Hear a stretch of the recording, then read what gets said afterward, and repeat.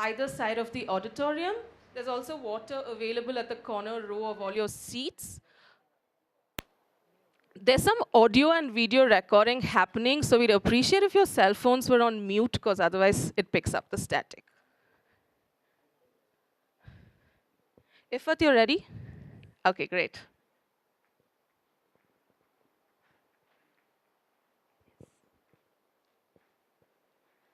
Hello, everyone. Everyone can hear me, right? Properly? Okay, nice. So, a little informal. I'm really happy to be a part of this and introduce myself here, as well as welcome you all right here, right now. So, welcome to our exhibition. It's a 2-day-long exhibition organized by Law and Hub Policy by Azim Premji University. So, I have penned down a few of my thoughts, which I would love to read to you, which I feel about our university. So, Azim Premji University has been a nurturing ground to create competent, upright, and socially committed individuals. We have a vision. We have a vision to contribute to the realization of a just, equitable, humane, and sustainable society. Our university, having such ethos, we invest our time and resources to ensure the overall well-being of our students. Our university represents diversity. And here, everyone that you see, I'm sure to say everyone will belong from a different state and a different cultural background altogether. Here we have a vibrant atmosphere which helps us to grow. This university, out here, our life, it's exciting, it's enriching, and overall, it is a journey of self-growth. At the university, we don't believe in the idea of classroom, learning and teaching. What we do is we go beyond that. We relate the classroom lectures to the real world. From my own experience of being here for the past 2 years, I can surely vouch by saying this, that here, whenever I have learned anything in my classroom, I've always gone back to the field, be it my experiential learning projects, studies, my practices, I've always related them here. And every day out here, we have this ethos of learning by doing, and we follow it. We really do. In sum, Azim Premji University provides this caring, warm, and a humane environment for an individual to blossom and grow beyond the set boundaries, enabling one to understand its full potential and creating its own identity. So now I would call upon Mr. Abhayraj to carry forward. Thank you.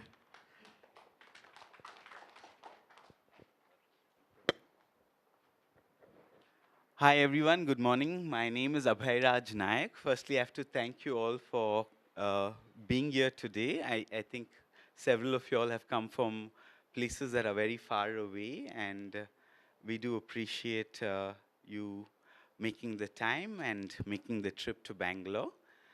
I'm going to speak very, very briefly about this entity called the Hub for Law and Policy, which is the entity that owns this event, right? It's the nomenclature hub, of course, disturbs me profoundly. It's, as one of my colleagues likes to say, an eminently neoliberal term to bring about a slippery ease to which business and work happens in modern times. And we find that nomenclature quite useful to do our work quietly, like the image of the hub would suggest, lots of spokes, a circle, and lots of friction where that wheel hits the road. So within that space, there's anonymity and there's experimental possibility. And most of you all who have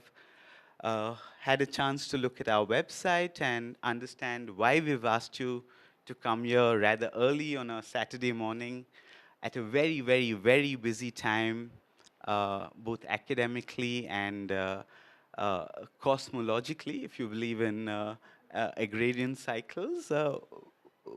We think that it's important for us to gather in some sense, right? And uh, we think that all of us together will appreciate that originary purpose over the next 2 days. So I don't have a big pitch to make about how this is going to be a great conference or a earth-shattering experience over the next 2 days, but I can tell you with all the seriousness that's possible for me that I do believe that it's urgent in a sense, right? And that's why the request was made, and that's why uh, we've tried to think of how a bunch of different people who loosely feel that justice is a word that deserves to continue to belong to our vocabulary, uh, think of how they can contribute to altering social reality, right? And in the, I think in that sense, vague, amorphous invitation of sorts, uh, that's the sense of crafting justice, right? It has the hesitation, the reticence, the mm, insecurity and self-doubt of a craftswoman or a craftsman, and it's a pursuit of something that usually comes in dreams or is utopian, right? It's absurd and forward-looking and foolish in a particular way that doesn't easily blend in with traffic in Bangalore or schedules or uh, timesheets or monthly deliverables, right? So it's an invitation to something that we think is going to emerge as it's lived or as it's deliberated. And if I can switch from being abstract and vague to being very practical, our motivation is to think of, hi Aju, I'm glad you made it to Bangalore. Uh, he was threatening to miss his flight last night. So it's a motivation of a network or a community of people that manage to change things in ways that are unignorable, right? So it's very ambitious in that sense, and it's uh, poised at the brink of a question about whether it's possible for people across difference to work together towards justice, right? And so the Hub for Law and Policy, how has it tried to do all of these ambitious and laudable and aspirational things? We've integrated an experiential education component into mm, thinking about development and thinking about law that is non-optional, that is not a choice, that takes us to the heart of, is law relevant for justice and such questions. And we've tried to give groups of students a framework that has both freedom and discipline and a friendly supporter over a period of 7 or 8 months, right? It's an initiative that is not new. We've been at this for about 2 years. We've been inspired by the clinical legal education model towards justice, which very quickly you'll be uh, hearing as something that's not really great. We'll have Professor Bakshi speak to us on via a video message about clinical legal education and where that comes from. But inspired by that approach, we've been thinking about how to get students at Azim Premji University actually do things in the world around them, right? Our university, and I think Iffat's introductory comments sort of suggested that, our university prides itself on thinking about theory and practice rather seriously. And I must admit that in an experimental mode, these projects spread over an academic year have allowed us to get some detail on how theory and practice, that old saw, as Immanuel Kant put it, relate to what we do every day and what our students and our colleagues do every day, right? So I'm going to have a chance, I hope, to speak with each one of you over the next 2 days. I don't want to take up any more time today. We've started slightly late, but I'm going to appeal to everyone who holds a mic to keep our broad time frame in mind. We have an introductory panel, and we have lunch, and we have focus group discussions, and we hope to come up with answers collectively to some rather clearly articulated questions by 3 p.m. today, right? So the conclave, it's an odd word. I would prefer gathering sometimes, but we've stuck with the nomenclature of conclave because we want us to do some work together. And that might, to some of us, perhaps be a bit uh, school girlish or school boyish. I don't really do focus group discussions anymore, and I don't do presentations anymore. Fair enough. Our sincere appeal is, let's see if we can try to answer these questions by 3 p.m. today, right? And we're a small group. We hope to have conversations that get beyond the hi, hello, this is what I do, and this is what I think, to how can we try together to answer a question that is posed to us. And what I can promise you at the outset of these 2 days of activities in Bangalore is that each word that is uttered and each deliberation that occurs will be followed through, at least on our part, all the way down. So in a sense, if you think that there's an idea that is fabulous, we are going to do our utmost to support it institutionally, practically, epistemologically. And that's the invitation to be sincere to all of us, right? It's going to be hard, I suppose. These are hard questions, and that's why we've chosen them. But my sincere request is, let's see what we can come up with by 3 p.m. today. So without any further ado, I'd like to introduce our panelists for our introductory panel. It's a panel that we hope will give us all a flavor of this rather fuzzy, nebulous term, experiential education, right? It's something that I'm sure has perplexed most people who've been reading our invitations or looking at our website. And we hope that through this panel, all of us are able to say that this is at least what experiential education should not be. If it might give us a positive idea, that's great, but at the minimum, I'm hoping through these narratives, we get a sense of what we could avoid, right? So I'm going to sit down here and read out the title, which is Reflections on Origins, Practices, and Aspirations of Experiential Education. We have Anup Surendranath, Darshini Mahadevia, Jahnavi Rupesh Mehta, Rustam Vanya, and Upendra Bakshi identified on this panel. I'm hoping all 5 of you are here. Is Anup here? Anup is here. Darshini? Darshini is here. Jahnavi? Jahnavi is here. Rustam?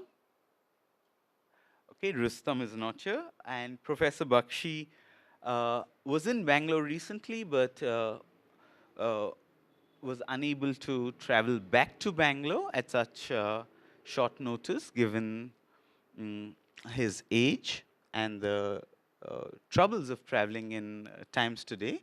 But he's sort of very kindly volunteered to chip in on some rather direct questions about what is experiential education, what are the origins of experiential education, what makes a good experiential educator, right? So we'll get to the video at the end of this panel, but I'd like to invite Anup, Darshini, Jahnavi, and yeah, we don't have Rustam yet, but if he joins soon, we'll get him on stage as well. What's that? No, I think we should end with it. Though that's tempting for all of us, yes. I can parley a conversation about between Anup, Darshini, and Jahnavi who goes first.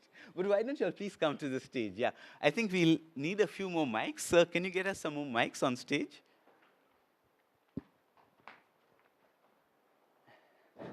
So Anup is based at the National Law University in Delhi, and he's the cynosure of many eyes because of what he's been doing with his death penalty clinic based out of National Law University, Delhi.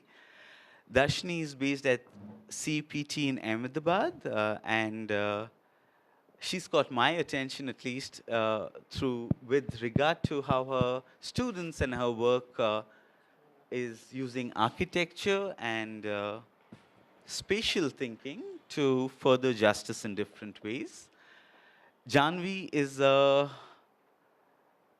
very special guest for us, and thank you for coming. Jahnavi is the school leader at Riverside in Ahmedabad. It's a school that has caught our attention again because of how unabashedly it places experience and learning from experience as part of its school pedagogic approach and its curriculum, right? So we have, I would say, 3 panelists from rather different and discrete disciplines, and I'm looking forward to hearing about what they have to say on the theme of the panel today. So Anup, if you don't mind, I'll request you to start. If you do mind, I'll request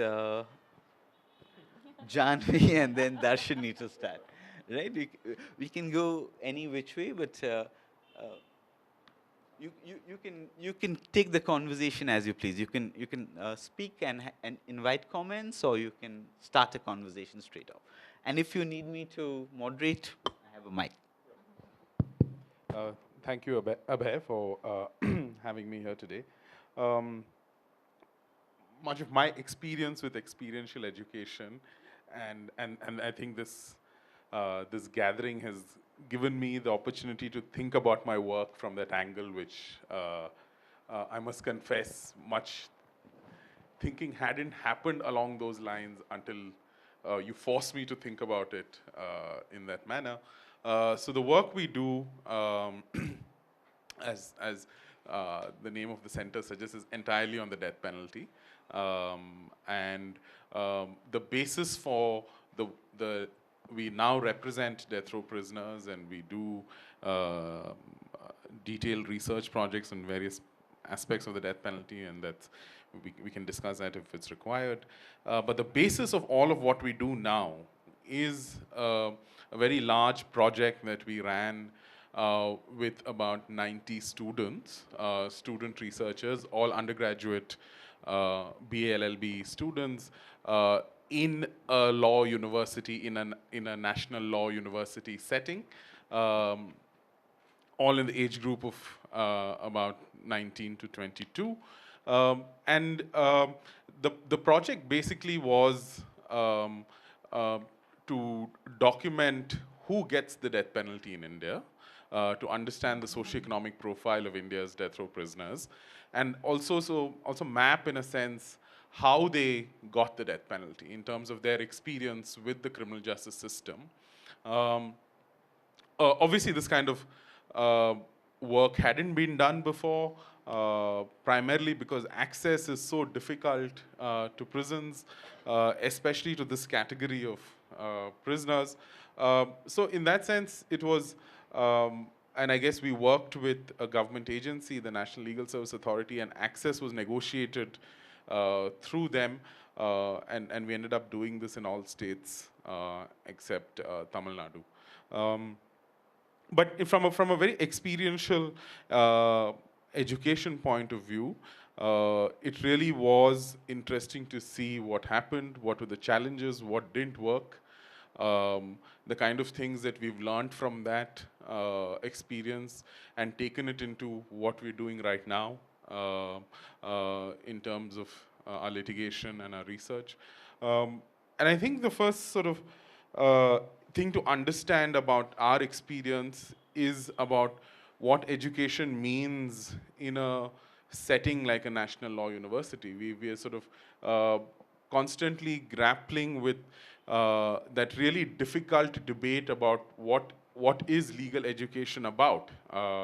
And we constantly run into this debate about training versus education. Are you training them for a profession versus is it more of a education project? And I think there are various things in the architecture of law school administrations, in the architecture of the curriculum design, the aspirations of the students when they come to a university like ours, as to that the education is instrumental in that sense. It has an instrumental value towards employment, towards productivity, and that's the major or dominant framework in which education gets thought about in a law university like ours.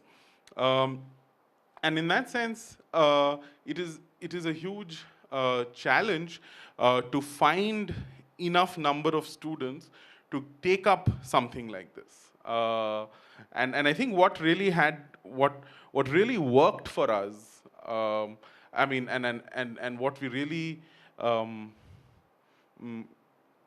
the reason and the reason we needed such large numbers is that we had to track down each family of every death row prisoner, right?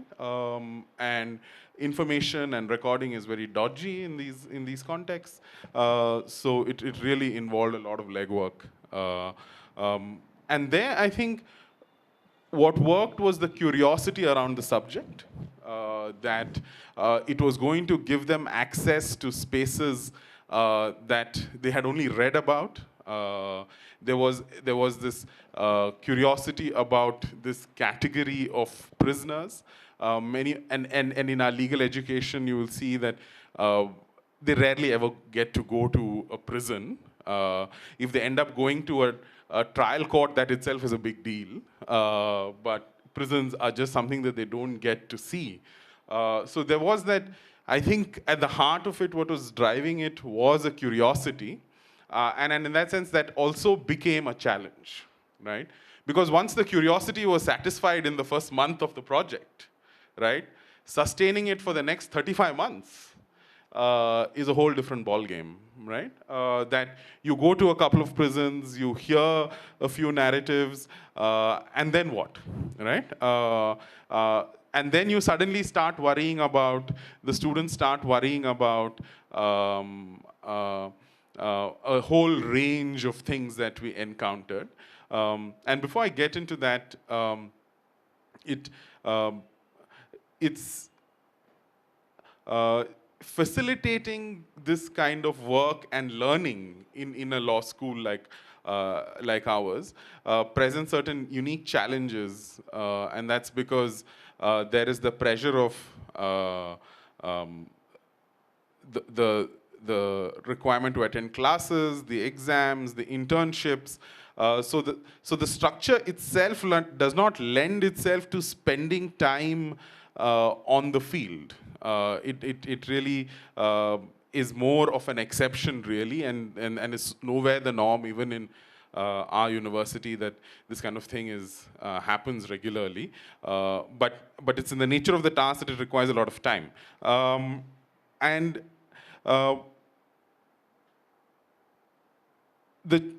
and for me, the greatest challenge, as I said, was how do you take along so many students for such a long period of time?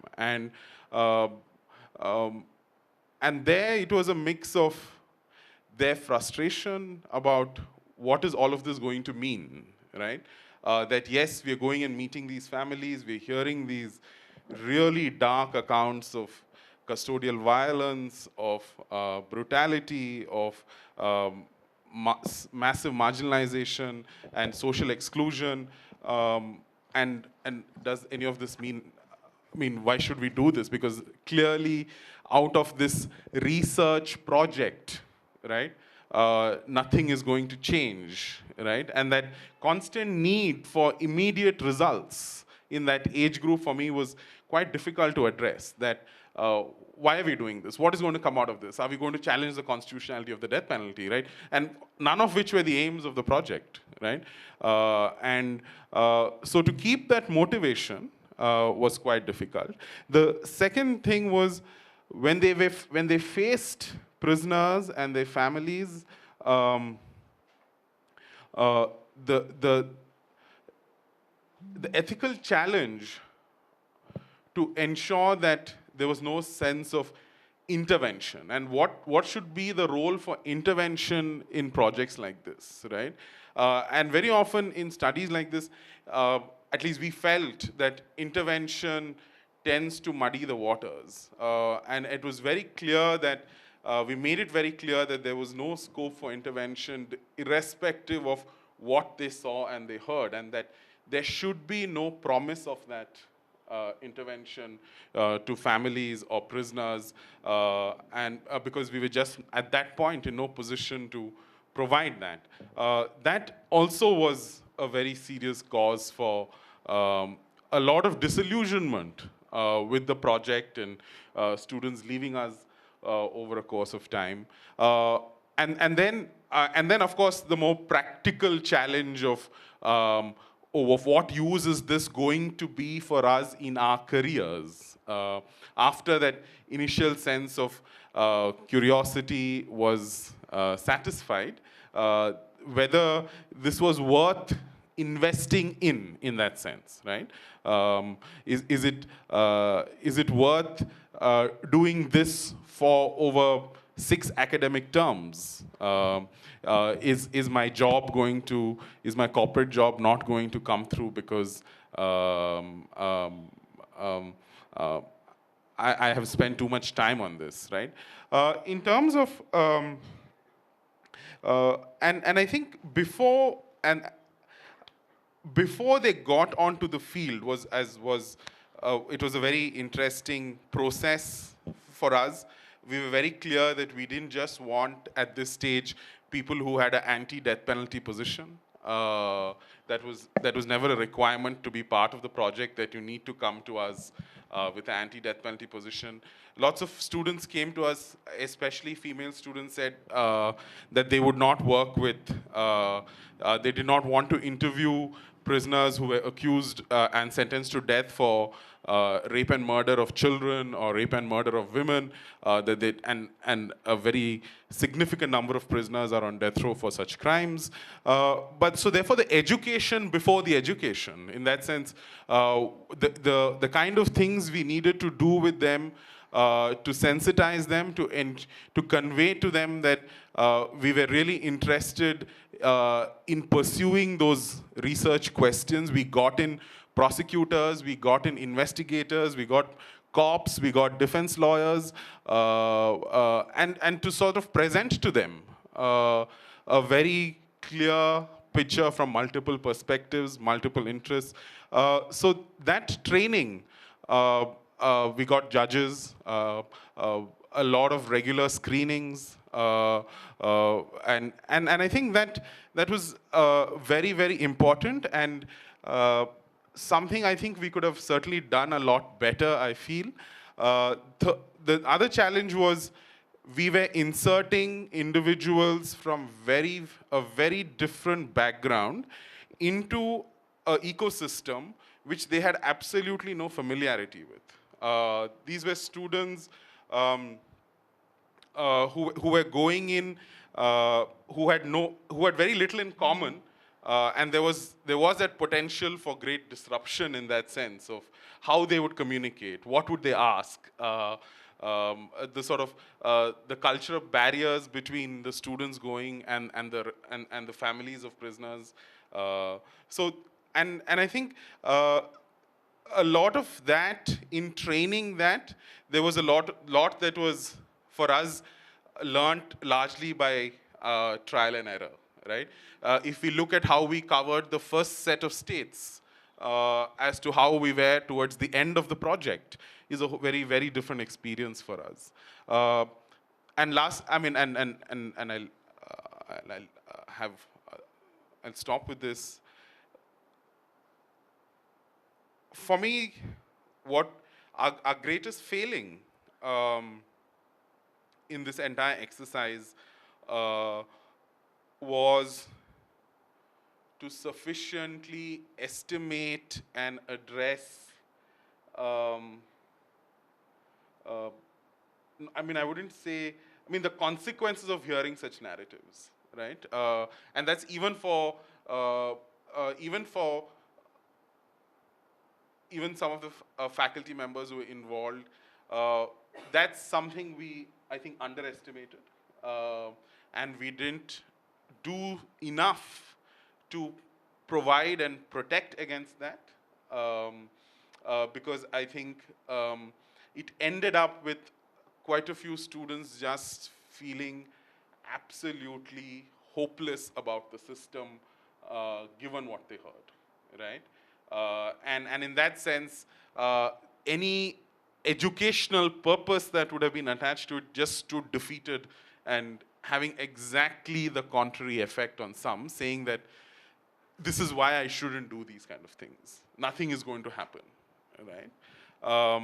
And at the same time, of course, there are, from this group of 90 odd students, a lot who have been at the same time profoundly influenced by what they saw and what they heard in terms of making their career choices as they move towards graduation now, and many of them have graduated already. So it's, and I think there was a lot in terms of just this social process, both in terms of the student's own individual experience, and the expectation and the really difficult ethical question of the expectation of the people being interviewed, of a bunch of researchers coming from a law school in Delhi, managing and sending that message that even if you were to repeatedly say that this is not to help you, we are not going to give you any assistance, just that, and we are seeing that playing out right now as we do our mental health work with death row prisoners and their families, saying, you came last time, we haven't benefited from it, why should we interview again, right? And that's a serious challenge for us in work like this, in terms of, and there's only so much you can say and repeatedly insist that they're not going to get any help, and even if they say yeah, and then even if they give you that interview, there is that expectation. With prisoners, I've seen that really repeatedly. They'll come with these huge files of papers that they have, and they'll expect you to sit and go through the papers with them and want to discuss innocence with you, while you're there to not discuss innocence. So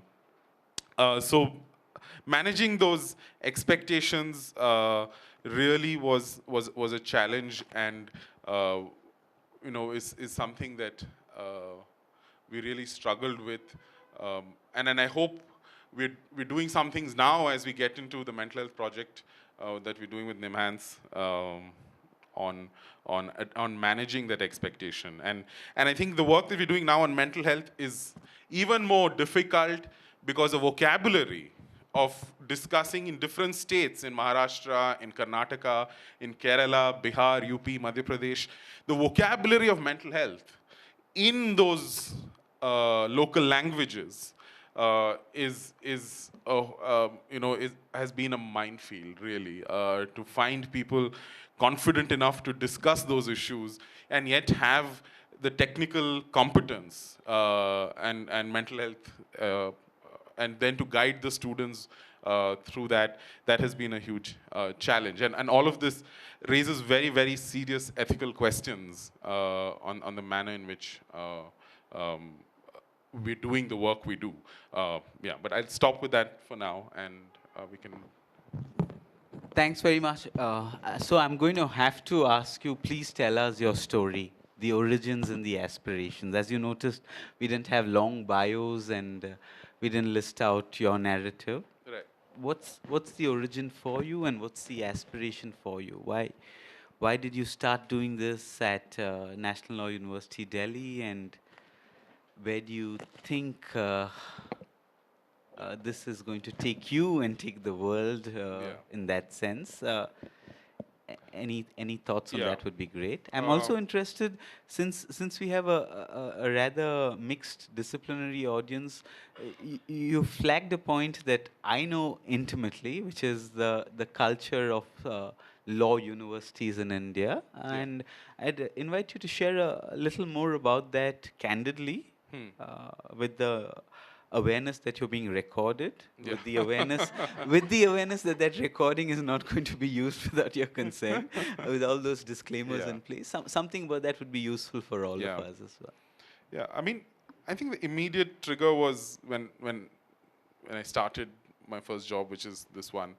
A few months into it, Afzal Guru was executed, and in a sort of very secret manner in Tihar jail. And we knew so little about it, about how that entire process happened, and was the family informed or not, and what does the law require. And I felt that so much of the death penalty discussion happens in a sort of political, philosophical atmosphere with very little information on how this entire thing functions. There's so much to it that just does not enter the debate in terms of just simple pieces of information, of piecing it together. And I think more, I mean, and this is something I've never spoken about before. I think personally, I think I've seen how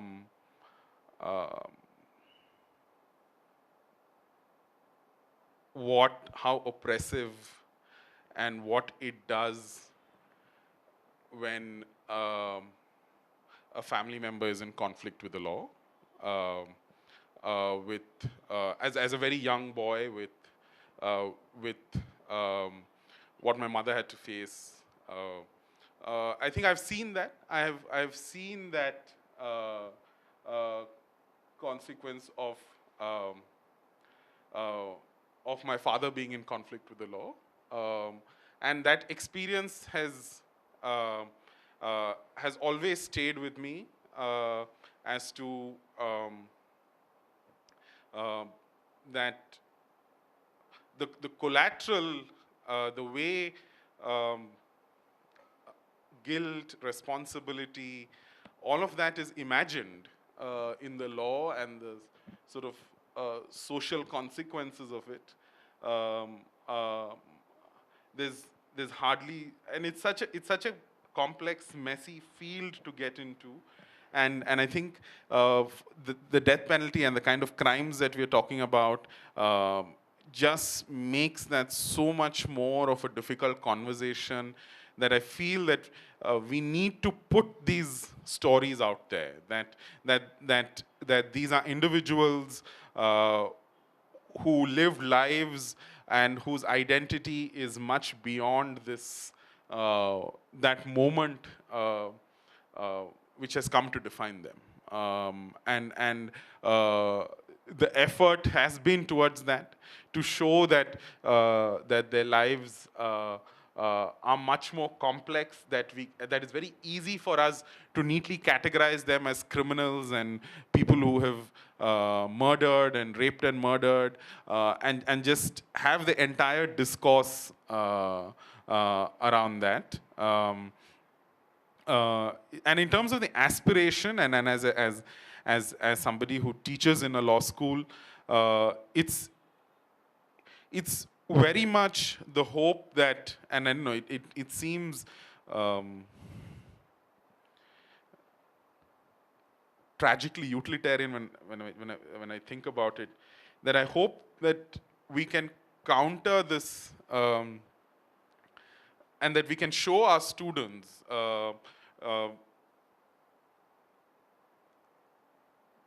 the manner in which that the law that they study about is so violent, right? That the law is in its creation, in its application, is so violent and irrespective of, and I really view it as some sort of in the model of citizenship education rather than legal education, that irrespective of what they go on to do in their careers, even as corporate lawyers or advising companies or arbitrators or whatever, that as citizens, that they need to be aware of how this functions, right? And to expose them to that reality. And I certainly don't have any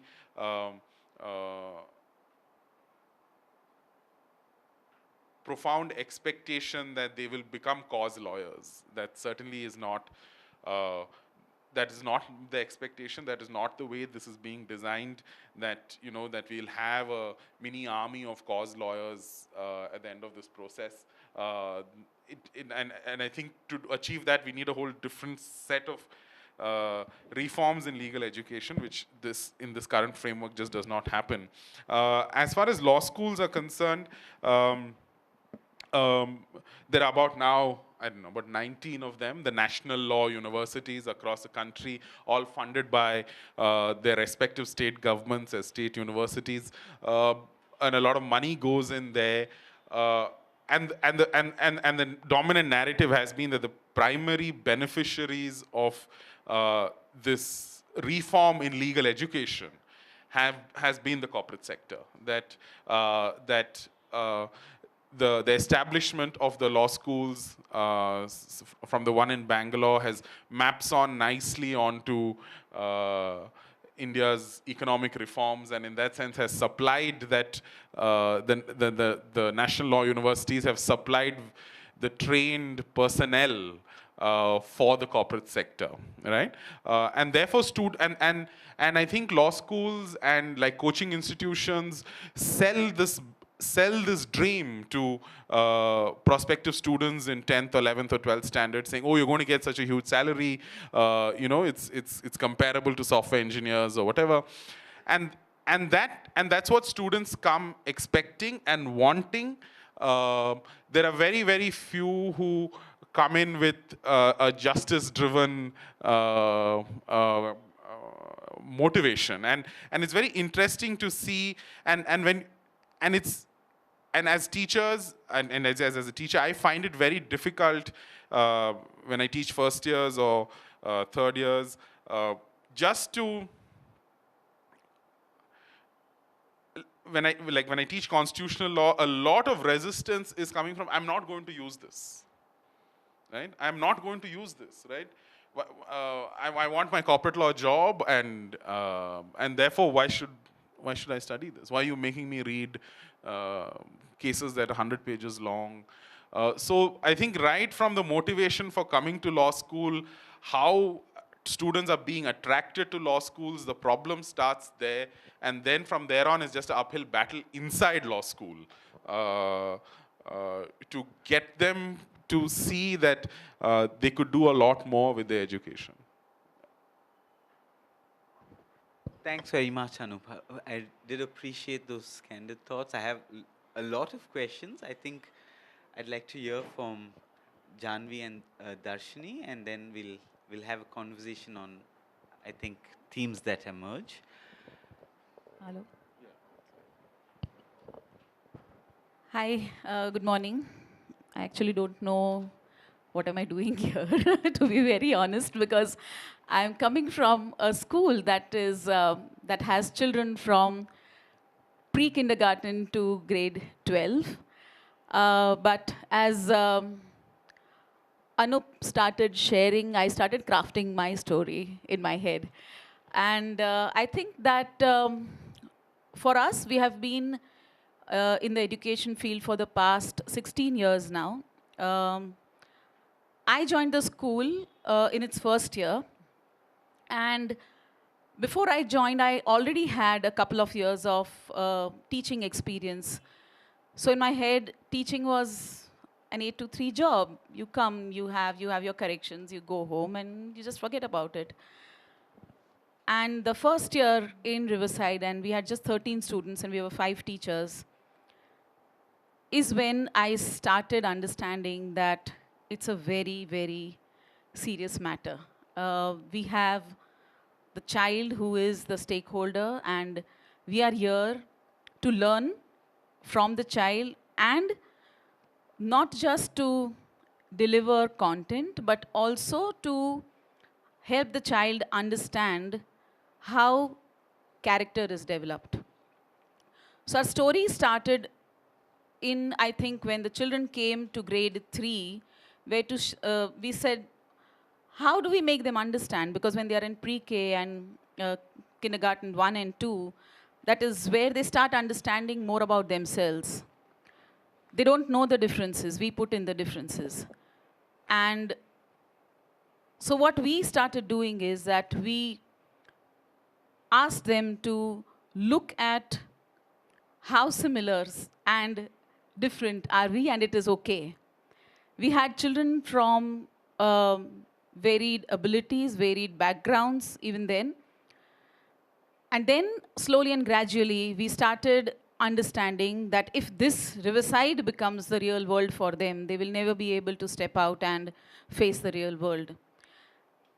And so we started engaging them with the community.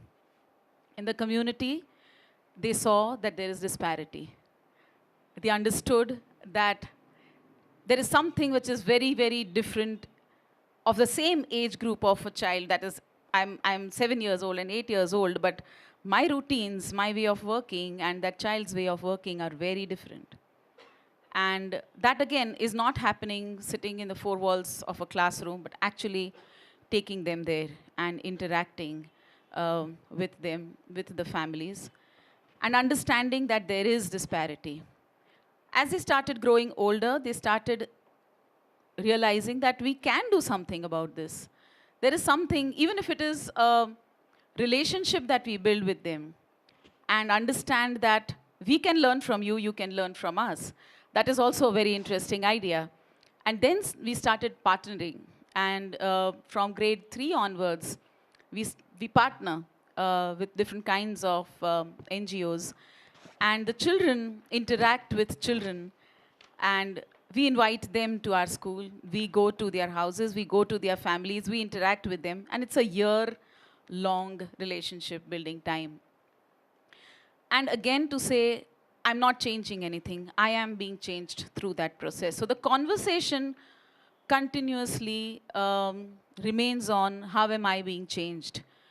And that is, again, the story. And the story is not just of these children. It's the story that has shaped us also as educators. And then we realize that as adolescents, as Anup rightly said, that they don't stay with an idea for a long time. How do we ensure that that happens? So what we did was something called persistence. Stay with an idea, make it your idea. Choose anyone. Make it yours and stay with it for 5 years. And that was the challenge. Initially, that became the challenge because parents started calling and children said, oh, what is this for 5 years? Till 1 year, it was still okay. Teachers were there with them. We used to go with them. We used to say, come on, we are there with you. Persistence became where you have to take charge. you have to take responsibility. You have to ensure that it's a Saturday that you're going to visit. You go and you will visit them on the Saturday. And that, taking that responsibility and account, because every time we would come back together and reflect. Every time come back together and reflect. So there was no escape. It's not like an SUPW session that you just go out and you do it, but you come back, share your learnings with everyone, and say, okay, what's the plan for next time? They had their own CEOs who would kind of keep tabs on where is everybody and what is happening. So it became a completely student-driven idea that we are here and so is another entity and we are all one. So that is one piece, and we call it the citizenship piece in the key stage 2, that is from grades 3 to grades 7. And we call it the persistence piece from grades 8 to grade 12. When they enter grade 12, again, everything starts. Exams are coming in, and parents' pressure, and classes to go to, and all of those things. And we do something just before the exams, which is called insane. Insane is because it's insane that you do it just before the final exam starts. And insane is also an inner sanity, okay? You have an inner sanity and inner sanitization, both when you have that experience. We immerse them in the community. We take them for 3 days, all teachers and students, and we go and we live in that community. And the chores that the community members do and the children do is everything that they have to go and do. And we take them to places where we go to the rag picking community and they pick rags along with them. They segregate the rags along with them. And then in the evening is a time when we say, who am I? And when I step out in the real world, what am I going to do about this? So that has been the piece, that is the character piece that we have, and it's still evolving. I would not say that we've been able to do a great job about it, because the challenges are going to remain.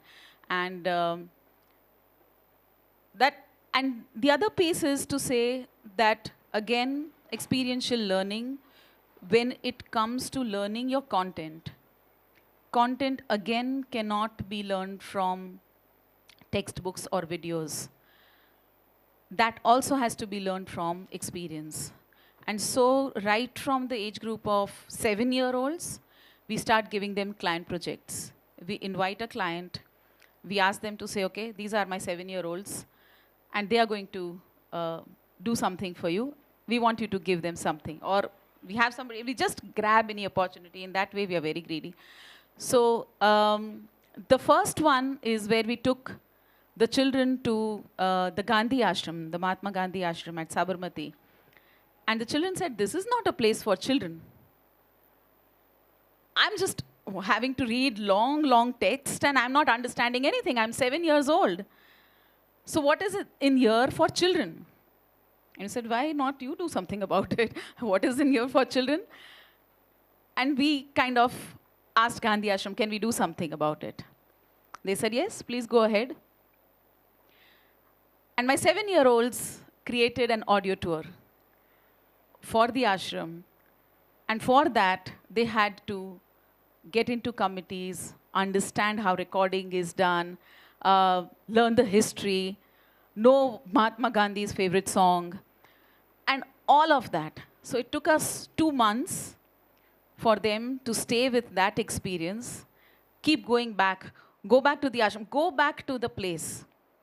Go back to the place that has not spoken to you and start making it speak. And how will you do that? So a lot of experts were invited. They interacted with people. We looked at different quotes of Mahatma Gandhi and just were there in that moment. And at the end of those 2 months, a beautiful narration of the story of Mahatma Gandhi was gifted to the Gandhi Ashram on the 2nd of October. So that is one piece that I'm just sharing. And similarly, that has been another story of saying that if you want to learn content, learn it firsthand. Don't go by textbooks and don't go by marks and how you learn how to read, write. All of this took care of reading and writing and math and everything. And so that is the piece that Riverside does, and it has been our constant, I would say, attempt, endeavor to help them understand that it is doable, and age has nothing to do with competency. At a 5-year-old also, you are an equally competent child, and at 18 also you have the same competency. So that, and somewhere down the line, we understood that to make this a little more structured and yet simple, there is a framework.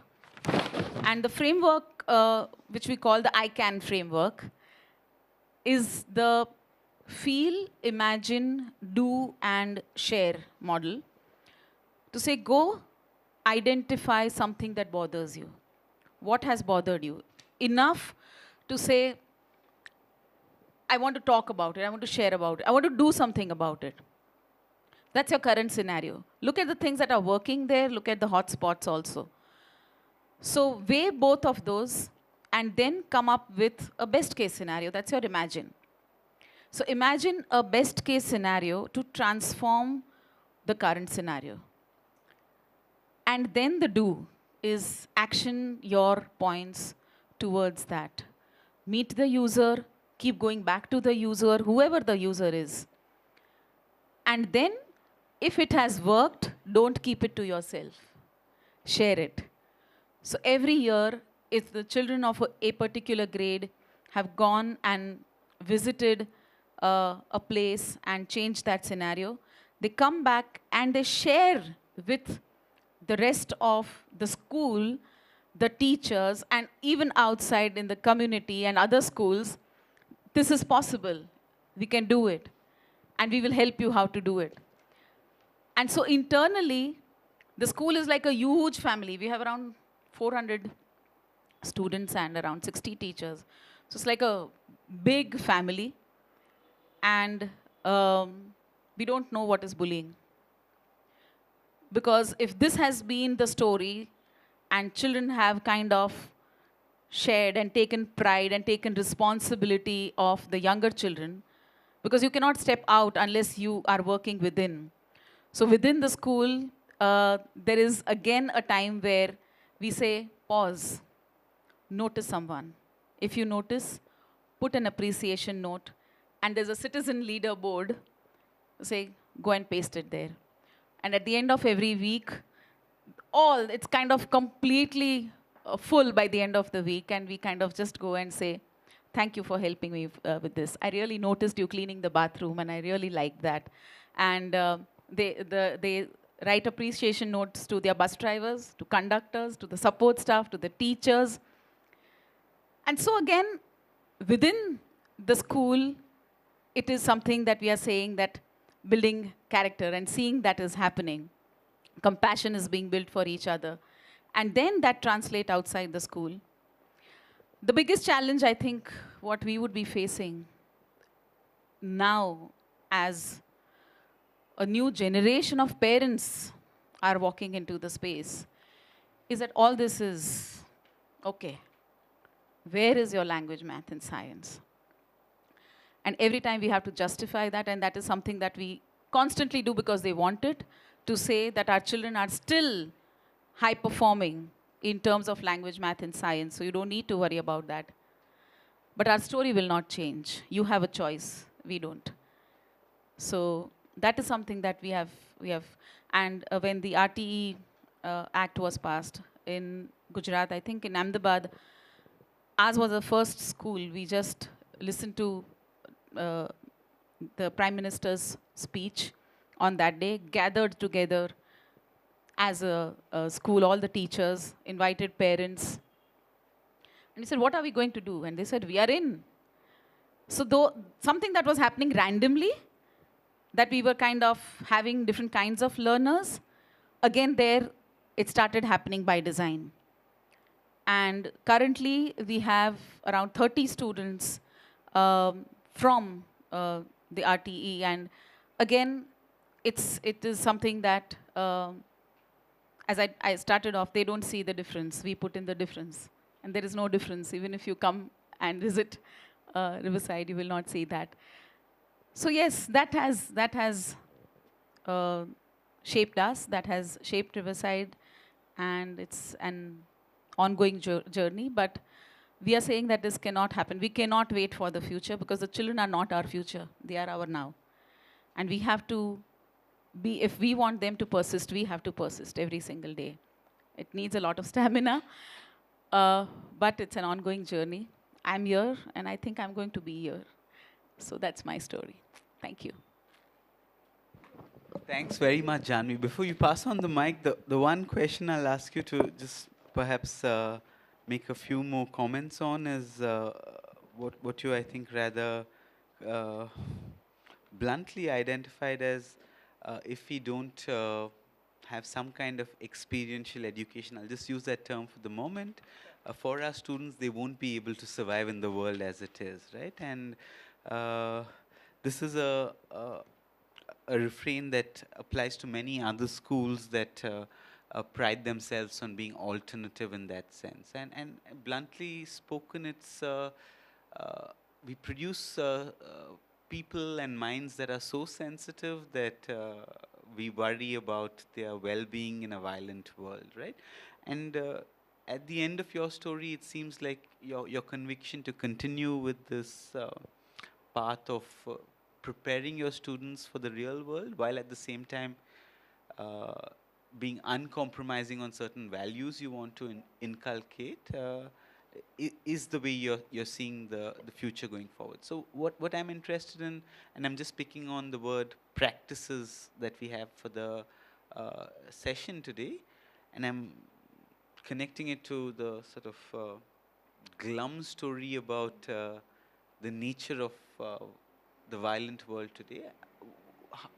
How would you say your students are doing at the end of this experimental approach to them? What's their story? Thank you for reminding me. I missed that point. So we have 4 graduating batches so far. And again, they are at different parts of the world. One is that they are constantly connected with us. So it's not that they pass out and they forget about Riverside. And the second is that they have become change makers no matter where they are. So if I just give one example of one child who came to us when she was in grade 7 or 6, and when she went to college, there were a group of boys bullying 2 girls. She stepped up, and it was her first year. She could have taken a stand to say, I'm nervous. She was nervous. She was scared. She didn't know what will happen. But she said, I'm going to step up, and I'm going to stop that. And so that is one story. The same girl also stopped girls from smoking and helped them. So they were just whiling away their time and got them into learning football because she was a football player herself. And then they joined a football team. And that is something that we feel. And those stories just keep coming to us to say that we know how to take a stand for our own selves, where to say no, and where to also take a stand for somebody else. So that piece, plus to say, having stamina, staying with an idea. Wherever they are going, they are saying, we want more students from your school because this is not the stamina that children show. They just get really bored. They don't, the submissions don't come on time, you know. So again, to say if you are, what is the word? To stick to something and own it, and make sure that you are honoring that. It comes at a very, very young age for them. And so the children, they keep coming back, and when we invite them, we just put it out to the entire alumni body, and we get, I'm here, I'm in Ahmedabad, I'm going to come. They come for parent orientations. They orient all the new parents. They come for parent interviews. They interview all the parents. They come for taking sessions around citizenship and persistence and going back to the original story. Why did we start this? So again, it's an ongoing story. And when all the new learners are looking at them to say, they started this story. And this is how it looked like. And it is still the same story. Nothing much has changed. We have evolved. That's a different thing. But again, the core remains the same. So that is how it has gone ahead with our children.